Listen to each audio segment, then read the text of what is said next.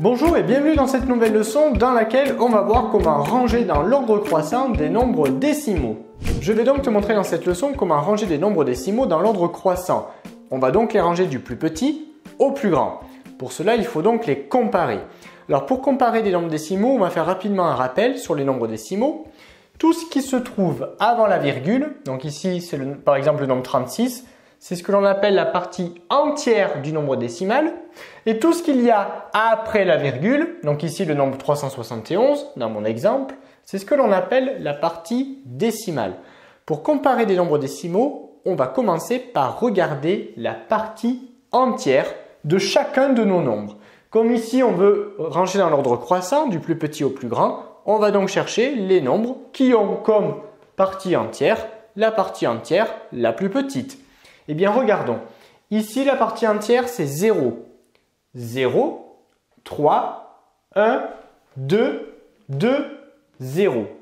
Bon, ici, on constate que la partie entière, les nombres qui ont pour partie entière la partie entière la plus petite sont tous les nombres décimaux qui ont ici pour partie entière 0. Si je regarde celui-là, il a pour partie entière 3. 3, c'est plus grand que 0. Donc forcément, ce nombre va être plus grand que celui-ci, par exemple. Ok ? Donc maintenant que l'on a repéré les nombres décimaux qui avaient pour partie entière 0, c'est-à-dire les parties entières les plus petites parmi toute ma liste, bien maintenant, on va les comparer entre eux. Donc 1, 2, 3. Pour pouvoir les comparer maintenant que l'on a comparé leurs parties entières, parce que là, leurs parties entières, elles sont identiques. Hein, c'est 0, 0, 0. Bien maintenant, on va comparer leurs parties décimales. Pour ce faire, maintenant, on va regarder le premier chiffre après la virgule, c'est-à-dire le chiffre des dixièmes.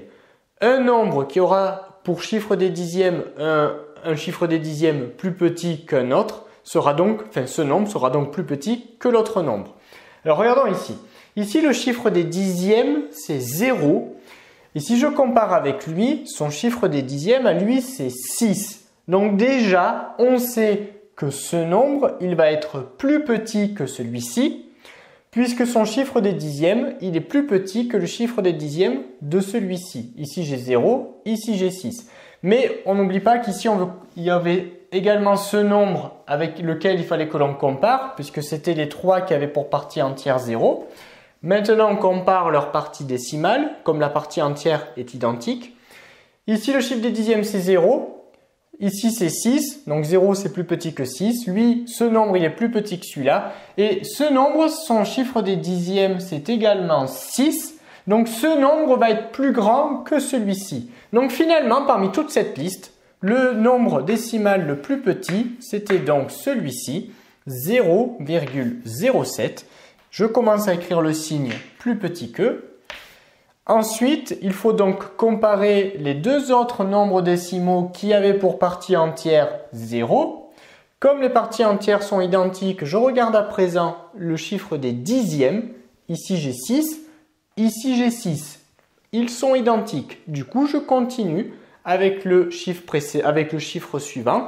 Alors là, tu vois qu'il n'y a rien. Il n'y a rien, mais il faut toujours avoir en tête que je peux rajouter des zéros inutiles. Le chiffre des centièmes, là, c'est 0 en fait, c'est un 0 inutile. D'accord?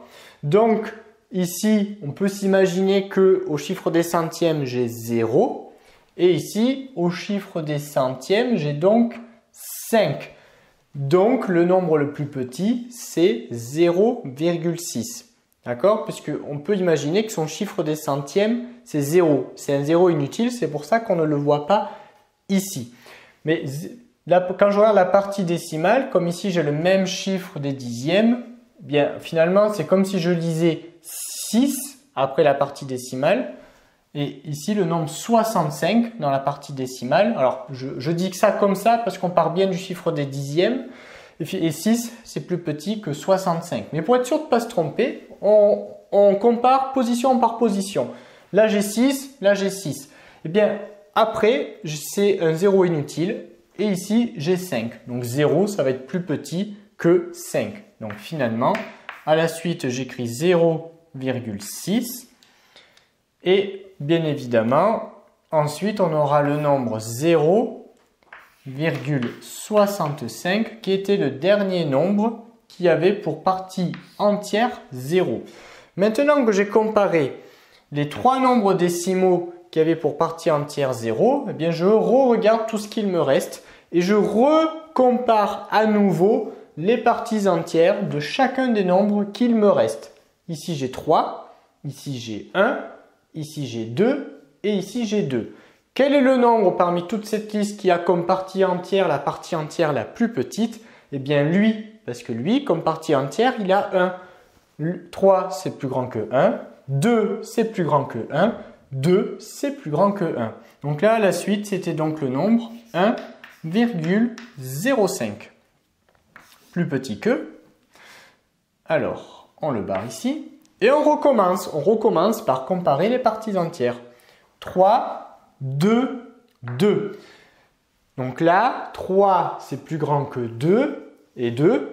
Donc maintenant, il faut que je compare ces deux nombres puisqu'ils ont tous les deux comme partie entière 2.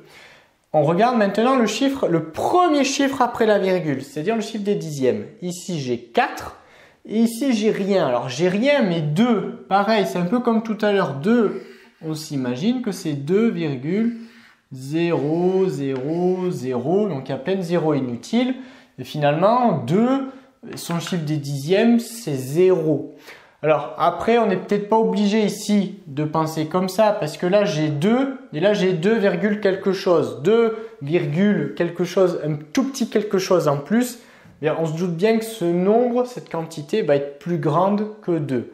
Mais si on préfère appliquer la méthode position par position, bien 2, on peut se dire que 2, son chiffre des dixièmes, eh bien ça va être 0 si je devais lui faire apparaître ces zéros inutiles. Donc là, parmi ces deux nombres, quel est le plus petit? Eh bien c'est 2. Donc à la suite, j'écris 2. Et bien évidemment, après, on a le nombre 2,4.